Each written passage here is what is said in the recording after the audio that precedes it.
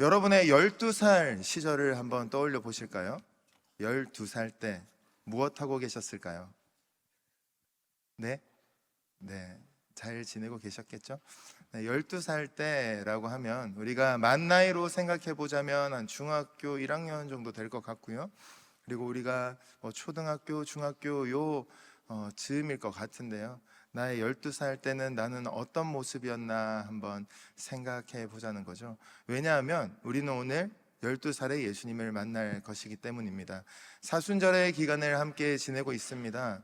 우리가 예수님의 그 살아내셨던 자리들, 걸음들을 기억하면서 조금 더 고난주간과 부활주일 그 자리를 향하여서 함께 나아가고 있는데요. 그 가운데 오늘은 특별히 이 본문을 통하여서 예수님의 어린 시절에 대해 좀 나누려 합니다. 오늘 특별히 이제 자기 앞에 생이라는 제목을 붙였는데요. 보시면 떠오르는 소설도 있으실 거고요. 또 넷플릭스에서 영화화 되기도 했더라고요. 여러분께서 한번 보셨을지 모르겠지만 거기에 보시면 모모라는 아이가 나옵니다.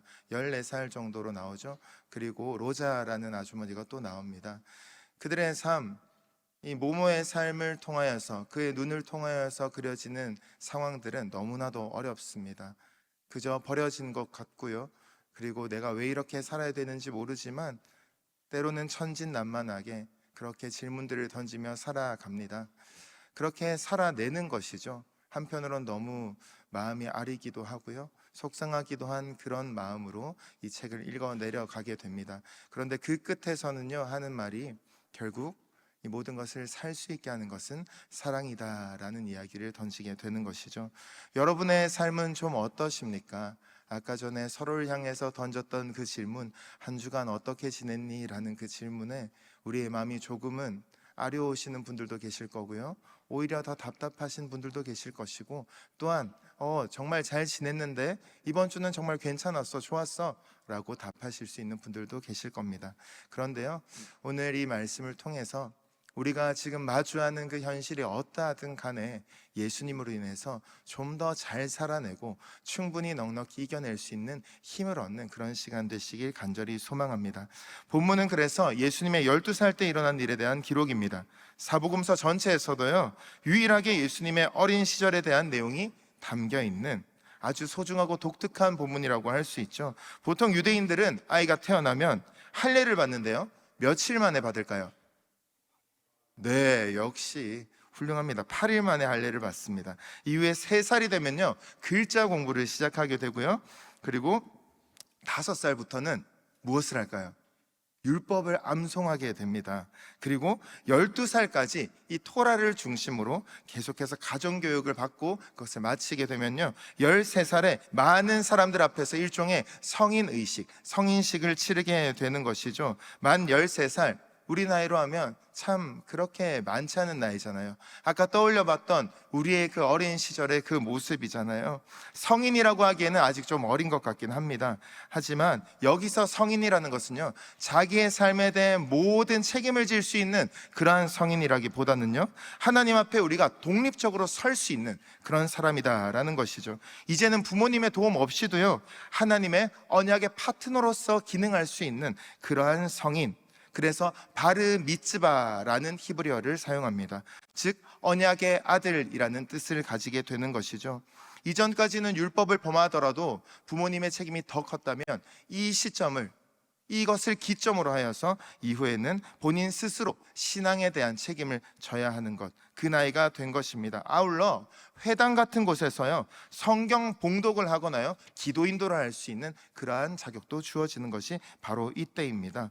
오늘 우리의 관점으로는 여전히 어린아이 같은 그런 나이일지 모르지만 신앙적으로 보면 중학교 1학년, 즉 12살 혹은 13살 이라는 것은 이 성인이라는 것이 유대인들의 관점이라는 것이죠. 그래서요, 사실 유대인들에게 있어서 이 성인식이 있기 전 12살인 이 시절에 1년의 시간은 대단히 중요한 시기입니다.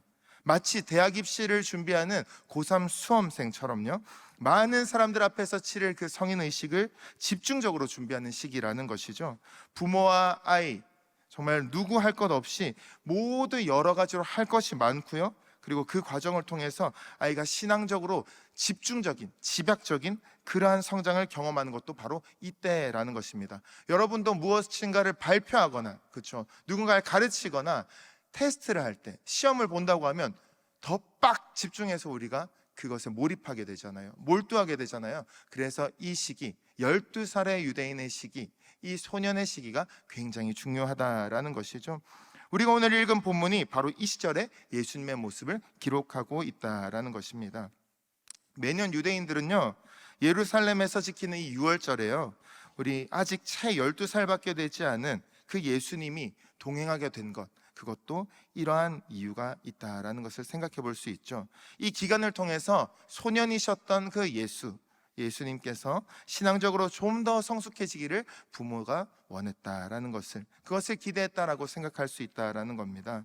유월절은 유대인들에게 굉장히 중요한 절기입니다. 출애굽 사건을 기억하면서 여호와 하나님께서 우리의 생명의 주인이 되시고요, 그리고 구원자 되심을 깊이 생각하는 그러한 절기라는 것이죠. 우리로 따지자면 어떻게 보면 개천절과 광복절, 그 모든 의미를 합친 그 정도의 중요성이 있다라고도 생각할 수 있는데요, 일주일 동안 지키게 됩니다. 바로 요즘과 같은 봄, 3월과 4월 이 정도쯤에 있는 시기가 바로 유월절이 위치하는 이 자리입니다. 이 일주일의 시간을 함께 보내면서요, 바로 예수님의 영적인 성장이 무르익기를 이 부모님은 바라는 것이죠. 그런데요, 거기서 어떠한 일이 발생합니까? 뜻하지 않은 사건이 벌어지게 되죠. 함께 갔던 예수님을 잃어버린 채 예루살렘에서 되돌아오다가 뒤늦게서야 예수님이 없다는 것을 발견하게 되는 것이죠. 이게 무슨 말인가요? 부모님이 어떻게 아이가 하루 동안 없어진 것을 모를 수 있나요? 라고 할 수 있지만요, 사실 6월절에 예루살렘을 오가는 이 일정 자체가, 이 여정 자체가 어느 한 가족만, 우리처럼 이렇게 한 가족만 움직이는 것이 아니라요, 친척이나 가까운 이웃들과 함께 대규모로 함께, 꼭 민족 대이동처럼 그렇게 움직이기 때문에 사실 많은 가족들이 집에서 나와서 자연스럽게 모였다가 흩어지는 그런 시기였다라는 것이죠. 그래서 함께 갔다가 함께 내려오기 때문에 돌아올 때, 예루살렘에서 나사렛으로 돌아올 때에도 마리아와 요셉은 비록 손잡고 예수님과 함께 출발한 것은 아니지만 어디엔가 같이 있겠거니라고 생각했다라는 겁니다. 그래서 다른 친척들과 함께 있을 것이라 생각했기 때문에 이미 하룻길을 그렇게 내려온 뒤에야 알게 되었다라고 오늘 본문이 이야기해 주는 것이죠. 하루가 지나서 아이가 없다라는 것을 발견한 것, 그때 이 부모의 심정은 어땠을까요? 제가 저희 하임이나 로운이가 그렇게 없어졌다라고 생각이 되면 정말 좀 상상하기가 어려울 것 같은데요, 우리가 보통 아동이 실종되면 골든타임이 2-3시간이래요 12시간이 지나면 찾을 수 있는 확률이 40%대로 떨어진다라고 합니다. 그런데 하루라는 시간이 지난 다음에 그 느꼈던 그 충격 또는 공포, 불안감은 얼마나 컸을지 참 이루 말할 수 없는 심정이지 않았을까요? 그 자리를 우리가 생각해 보면요, 우리가 예수님을 찾아가는 이 부모의 심정으로 우리 또한 우리가 만날 그 예수님을 찾아가고, 그리고 우리가 어떤 존재인지를 찾아가는 여정으로 오늘의 본문을 나눴으면 좋겠습니다. 그래서 잃어버림 다음에는 발견, 즉 찾아냄이 있다라는 것이죠. 그래서 이름에서 찾음으로 우리가 나아가야 하는데요, 한번 따라해 보실 거예요. 이름에서 찾음으로. 네, 우리 인생에서는 종종 잃어버림과 발견의 과정이 반복되어지죠. 사랑하는 여러분, 여러분은 얼마나 바쁘게 지내고 계십니까? 우리의 삶이, 이 청년의 시절이 생각보다 굉장히 바쁘게 돌아가지 않습니까? 한 해 한 해 거듭될 때마다 조금은 이제 숨을 돌릴 수 있나? 라고 생각했는데 예상치도 못한 일들이 더 바쁘게 우리의 삶을 주도할 때도 있지 않습니까? 그 가운데에서 우리는 때로 이 마리아와 요셉처럼 우리의 아이, 가장 소중한 것을 잃은지도 모르는 그런 상태로 우리가 살아갈 때도 있다라는 것입니다. 이 본문을 나눌 때에요, 그런 마음이 들었습니다. 혹여나 우리가 지금 정말 중요한 것 놓치고 있다면, 새 학기죠.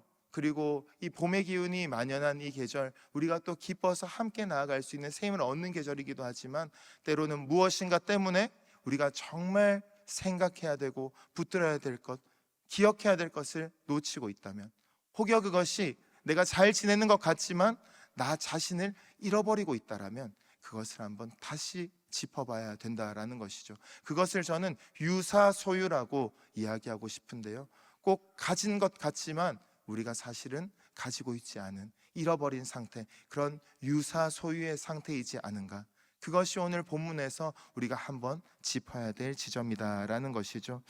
이렇게 예수님을 잃어버린 부모처럼 우리도 가장 소중한 것을 놓치고 다시 찾아 나서는 여정을 계속해서 경험하게 되는 것이 인생입니다. 그렇기 때문에 지금 잃어버린 것이 잘못이라는 것이 아니라 지금 찾아 나서는 그 결단이 중요한 것이죠. 결국 예수님을 찾은 건 어디입니까? 46절 말씀 함께 읽습니다. 시작. 사흘 후에 성전에서 만난즉 그가 선생들 중에 앉으사 그들에게 듣기도 하시며 묻기도 하시니. 네, 출발지였던 예루살렘 성전, 그곳에서 만나게 됩니다. 그런데 이게 며칠 만이었다고요? 사흘만, 3일이나 지났어요.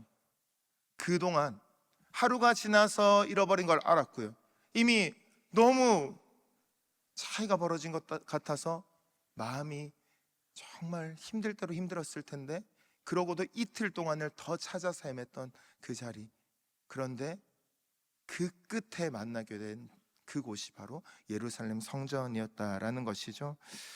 정말 속이 까맣게 타들어간 부모였던 요셉과 마리아 앞에 나타난 소년 예수는 어떤 모습이었습니까? 뜻밖의 모습이지 않습니까? 아무 일도 없었다는 듯이 태연하게 성전에 앉아서 율법 선생들과 함께 이런저런 이야기를 나누고 있는 거죠. 사람들은 다들 도대체 이 아이가 누군지, 어떻게 이렇게 지혜롭게 대답할 수 있는지 놀라워하고 있는 그런 상황을 마주한 것입니다. 예수님도 우리가 보기에 신이 나서 선생님들 앉는 자리에 앉아 듣기도 하고 묻기도 했다고 그렇게 본문이 이야기하고 있죠. 그게 벌써 사흘째였다, 3일째였다라고 본문은 기록합니다. 그 모습을 본 어머니인 마리아는 이렇게 이야기합니다. 48절 말씀 한번 같이 읽어볼까요? 시작. 아이야, 어찌하여 우리에게 이렇게 하였느냐? 내 아버지와 내가 근심하여 너를 찾았노라. 네, 이렇게 말했을까요? 아이야, 어찌하여 우리에게 이렇게 하였느냐? 라고 했겠지, 이렇게 우아한 목소리를, 아이야, 어찌하여 우리에게 이렇게 하였느냐? 내 아버지야 내가 근심하여 너를 3일 동안 찾았지 않느냐? 라고 할 수 있는 부모님은 아무도 없을 것 같아요. 그렇잖아요. 우리가 반려견이나 반려묘를 잃어버려도 그렇게 찾았을 때 어디 있었어? 라고 하지, 잘 있었어? 라고 하기보다는, 그렇죠. 그런데 하물며 아이는 어떻겠어요?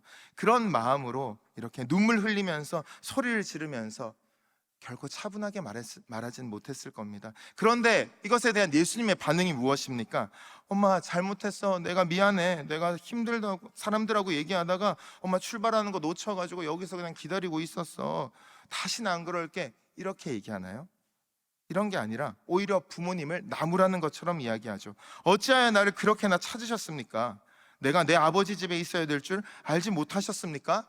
라고 이야기하는데요, 꼭 무슨 드라마에서 나오는, 그렇죠, 우리 그 사극에서 어린 아이가 이렇게 대답하는 것 같은, 무슨 왕세자 같은 그런 대답을 우리가 보고 있습니다. 너무 뜻밖의 반응이죠. 이렇게 아이가 반응할 때 부모님의 입장에서는 어찌하여 이렇게 걱정하게 만들 수 있느냐 했더니, 어찌하여 나를 찾았느냐, 내가 아버지의 집에 있었는데, 라고 반문하는 것, 한편으로는 좀 속상하기도 하고요, 당황스럽기도 하고 화가 나기도 하고 조금 정뚝떨일 것 같기도 합니다. 그런데 왜 그랬을까라는 것이죠. 예수님은 어떻게 보면요, 이때부터 자기가 이제 걸어가야 할 그 여정을 좀 더 직면하고 계셨지 않나 싶습니다. 자기 앞에 놓여진 그 인생이 무엇인지를 조금씩 깨달아가는 순간이지 않으셨을까 생각이 된다는 거죠. 인간적인 정을 조금 떼는 그런 하나의 과정을 시작하고 있었는지도 모르겠다라는 것입니다.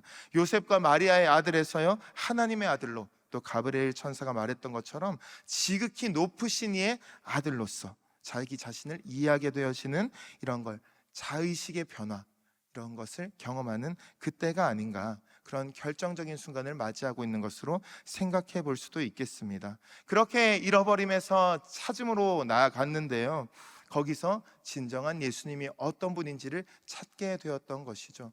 결국 우리도 마찬가지입니다. 지금 내가 혹여 무엇 때문에 그냥 흘러 떠내려가듯이 살고 있었다면 정말 나는 어떤 사람인가? 나는 어떻게 살기 원하는가? 그리고 그 한가운데 우리의 생명의 근원 되시고 우리의 소망 되시는 예수 그리스도를 나는 어떻게 바라보고 함께하고 있는가를 다시 한번 기억해야 된다라는 것이죠. 그때 우리가 진정으로 나다움을, 진정으로 하나님의 자녀됨을 누리게 되어진다라는 것입니다. 그러면서 예수님은 어떻게 나아가십니까? 오늘 본문에서부터 드디어 한 문장의 주어로 등장하기 시작하십니다. 그 전까지는요, 그의 부모가 주어였습니다. 천사가 주어였습니다. 그런데 여기서부터는 예수께서라는 주어가 여러 번 나타나기 시작한다는 것이죠. 결국 예수님께서 스스로 주체적인 삶으로 자기의 패생을 마주하고 계시다는 것이죠. 그렇기 때문에 자기 말, 스스로 말씀하시는 예수님의 첫 말씀도 여기에 기록되어 있습니다. 누가복음에 기록된 최초의 예수님의 말씀 49절을 함께 읽어보겠습니다. 시작. 어찌하여 나를 찾으셨나이까? 내가 내 아버지 집에 있어야 될 줄을 알지 못하셨나이까? 네, 이렇게 대답하였다라는 것이죠. 결국 예수님의 자의식이 새로워지기 시작했음을 보여주는 이 말이 누가가 기록하는 예수님의 첫 번째 한마디였다라는 겁니다. 사람의 아들이자 하나님의 아들로 자신이 누구인지를, 내가 어디 있어야 하는지, 또 내가 무엇을 해야 하는지 스스로 깨닫고 처음으로 직접 자신의 입으로 말하게 된 결정적인 순간이었던 것이죠. 우리는 예수님께서 지금 어머니인 마리아에게 하신 이 첫 마디의 말씀을 우리 마음에도 잘 간직해야 할 것입니다.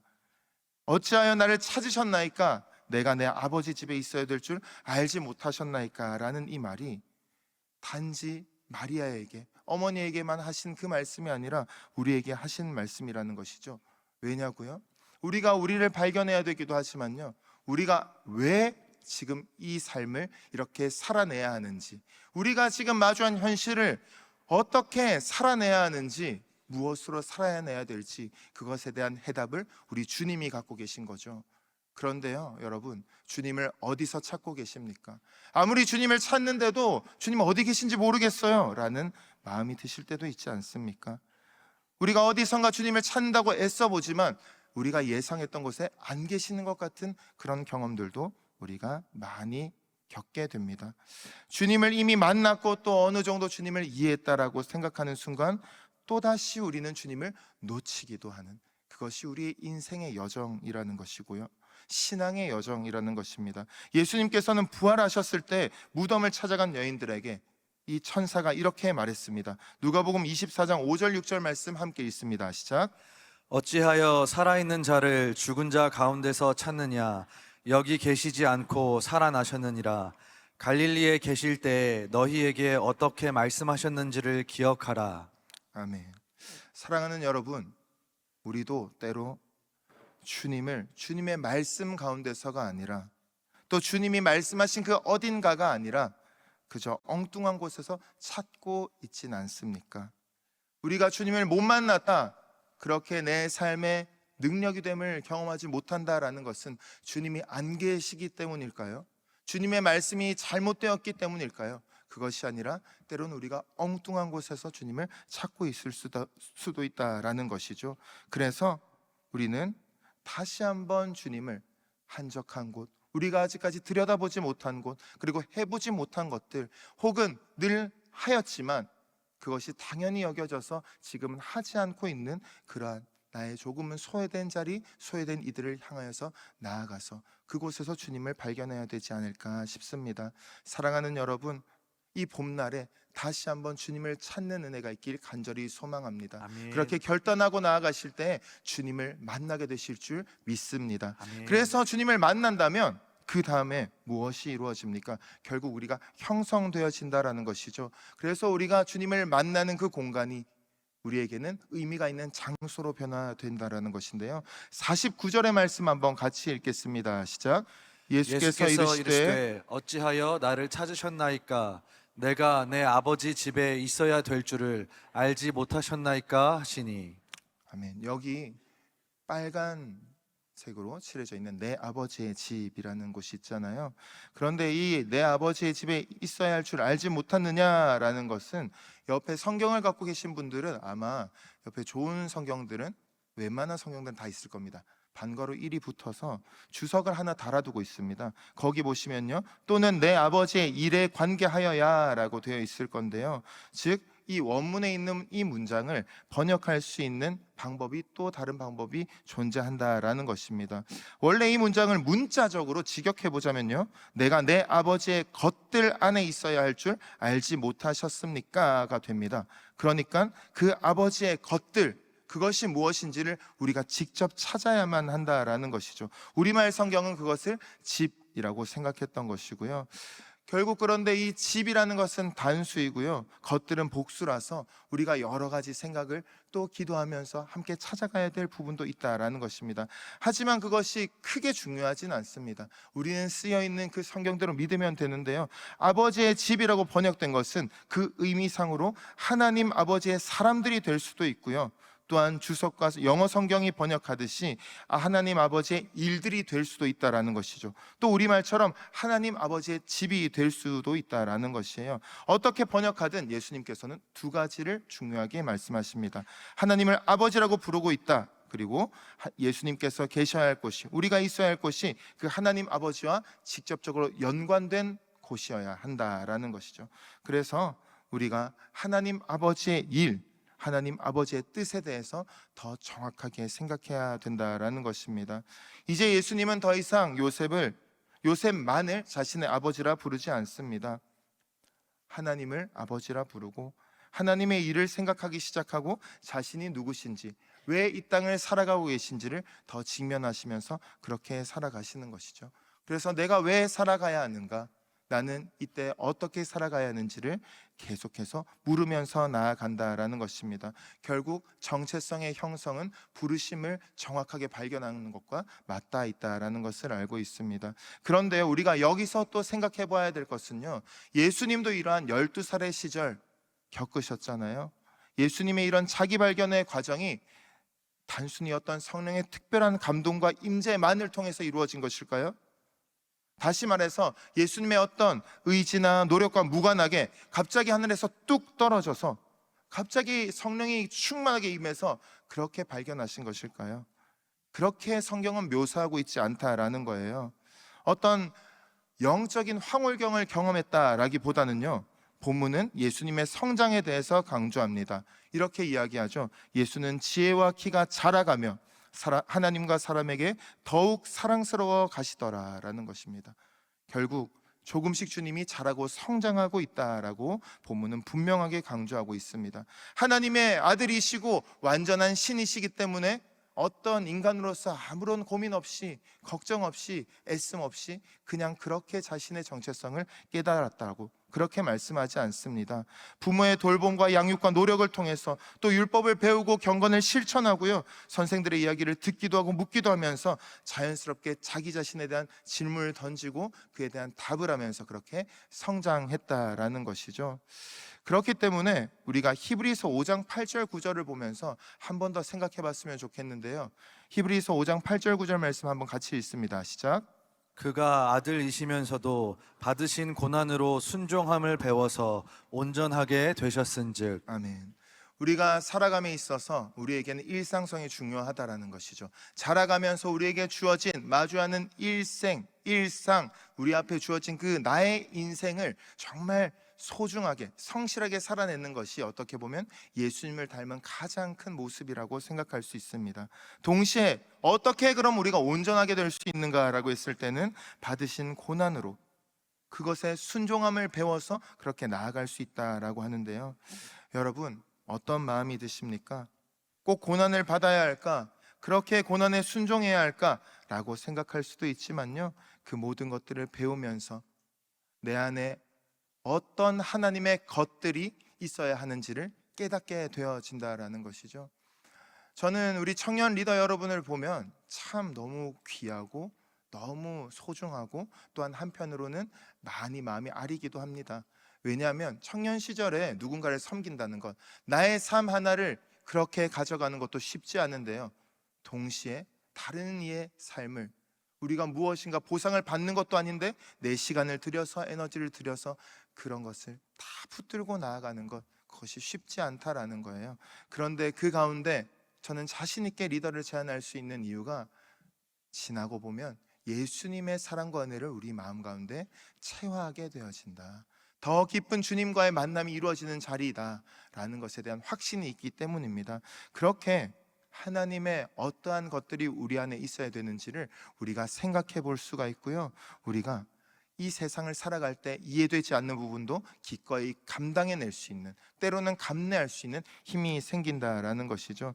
결국 예수님께만 해당되는 것이 아니라 저와 여러분에게도 이렇게 예수님의 족적을 따라서 그 발자취를 좇아서 나아갈 때 충분히 우리 가운데 하나님께서 온전케 하시는 역사를 경험하게 된다라는 것이죠. 사랑하는 여러분, 그렇게 이야기하죠. 스스로 깨면 병아리가 되지만 남이 깨면 계란 후라이가 된다라고요. 오직 우리 각자가 하나님 앞에 스스로 고민해야 된다라는 것입니다. 우리가 자기 자신을 찾아가야 한다라는 것입니다. 그렇게 우리의 모든 삶의 형태가 주님으로 만들어져 가고 빚어져 감으로써 하나님의 형상으로 다시 한번 살아낼 수 있는 저 여러분 되시길 주님의 이름으로 간절히 축복합니다. 아멘. 마지막으로 생각해 보시면요, 그래서 예수님께서는 그저 그렇게 살아내는 것에서 그치신 게 아니라요, 완성해 나가시죠. 그래서 그 가운데 실현해 내십니다. 결국 완벽에서 온전으로 나아가게 되는데요, 한번 따라해 보실까요? 완벽에서 온전으로. 온전으로. 우리가 완벽해지는 것은 사실 좀 불가능한 일이 많이 있죠.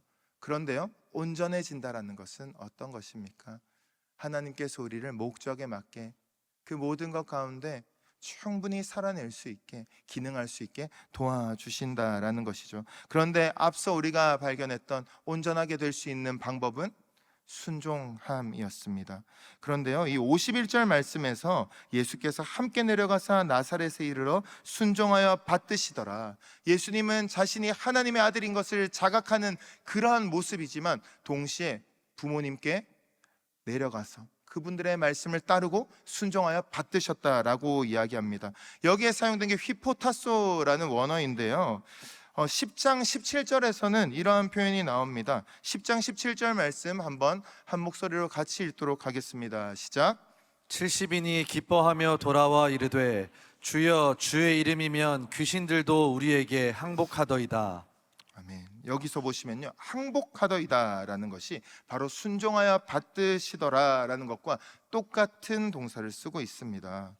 어떤 생각이 드시나요? 그냥 순종하고 따라가고 하는 그 정도가 아니라 완전히 항복하는 그 모습, 완전히 순종했다라는 모습, 하나님의 아들이심을 깨달은 그 순간에도 완전히 자신의 모든 것을 그저 다 내어드리고 내려놓으면서 항복할 정도로 순종했다라는 모습입니다. 어떠한 인간의 모습이 보인다 할지라도 자기에게 주어진 그 부모를 부모로 인정하고 그 가운데 순종하여 받드는 것이 하나님의 뜻이다라는 것을 예수님은 보여주신 거죠.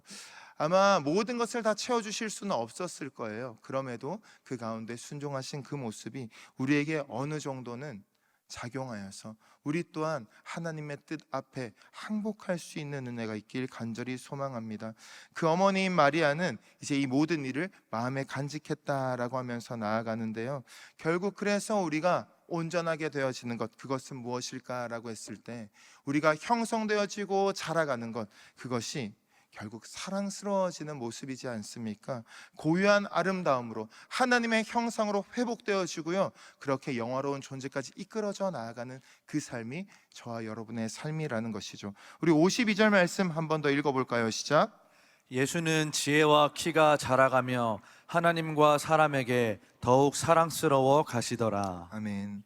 지혜가 자라고 키가 자라는 건 충분히 알 수 있는데요, 하나님과 사람에게 더욱 사랑스러워 간다라는 것은 어떤 의미일까요?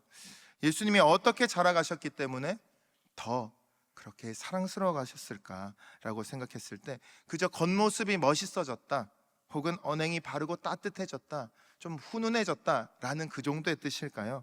그렇다기보다 정말 예수님다워지셨다라는 것이죠. 예수님만의 고유한 모습을 찾으셨고요, 그 모습으로 온전해져 가셨다라는 것입니다. 다른 누군가를 흉내내는 것이 아니라 예수님 자신의 모습을 찾아가셨다.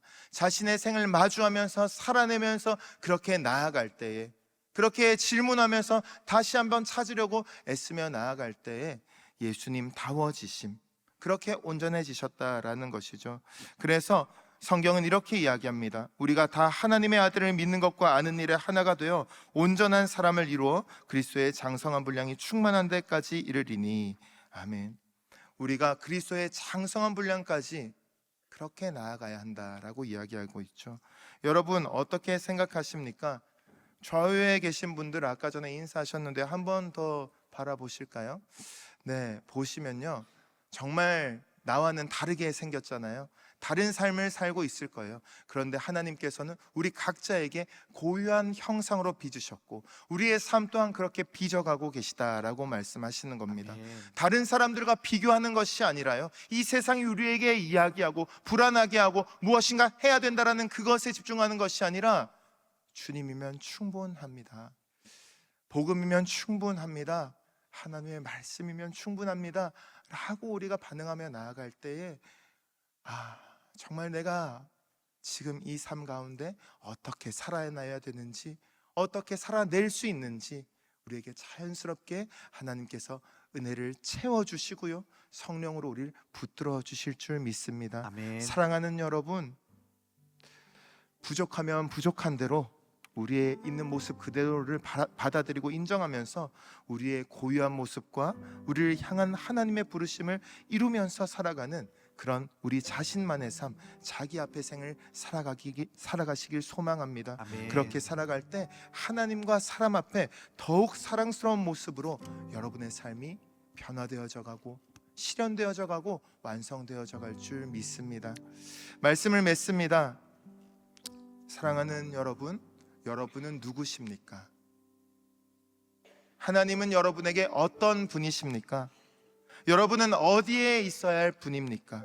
그리고 무엇을 위해서 하나님께서 창세전부터 여러분을 택하시고 이 자리까지 불러주셨다고 생각하십니까? 오늘 여러분은 이 자리에 왜 와서 앉아 계십니까? 이런 질문에 대해서요, 우리가 늘 똑같은 대답하는 것, 교과서 같은 대답하는 것, 그것을 조금 버리고요, 주님 잘 모르겠으면 좀 알려주세요 라고 나아갈 수 있는 그런 우리 청년들이 되었으면 참 좋겠습니다. 예수님이 경험한 오직 자기 자신만의 삶에 눈뜬다라는 것, 우리도 그렇게 살아가고 싶으시지 않습니까? 다른 사람이 요구하는 모습으로 나를 포장하는 것이 아니라 정말 나답게 그저 창조된 본연의 모습으로 그렇게 하나님과 교제하고 싶지 않으십니까? 그렇게 내가 관계하는 모든 이들을 조금도 나의 부족함이 그런 사랑을 희석시키지 않고 오염시키지 않고 온전히 순전하게 사랑을 나누고 싶지 않습니까? 그렇게 나아가려고 할 때에요, 여러분 스스로가 하나님 앞에서 일깨워진 여러분만의 이야기, 부디 그 이야기를 여러분의 삶으로 써내려 가실 때 분명히 그러한 것들이 회복될 줄 믿습니다.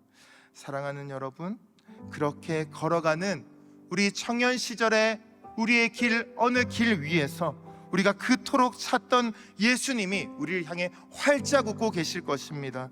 그리고 우리에게 그렇게 말씀하실 것입니다. 누구야, 잘 찾아왔다. 이제 우리가 함께 우리 아버지의 일을 해보자 라고요. 그러한 하나님을, 그러한 주님을 만나는 오늘의 예배가 되시길, 여러분의 일평생에 되시길, 그리고 자기 자신 앞의 생을 살아내는 아름다운 여러분 되시길 주님의 이름으로 축복합니다.